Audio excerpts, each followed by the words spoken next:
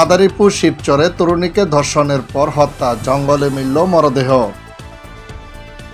মাদারীপুরের শিবচরে ঘটে গেল এক পৈশাচিকা ঘটনা।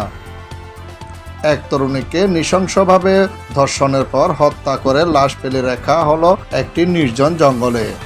স্থানীয়দের খবরে জঙ্গল থেকে মৃত অবস্থায় ওই তরুণীর মরদেহ উদ্ধার করেছে পুলিশ। পুলিশের প্রাথমিক ধারণা, ধর্ষণের পর আলামতের চিহ্নিত করতে লাশটি নির্জন স্থানে ফেলে রেখে গেছেন দুষ্কৃতিকারীরা। এই বিব্রচিত ঘটনায় পুরো এলাকা নেমে এসেছে চরম ক্ষোভ ও আতঙ্ক।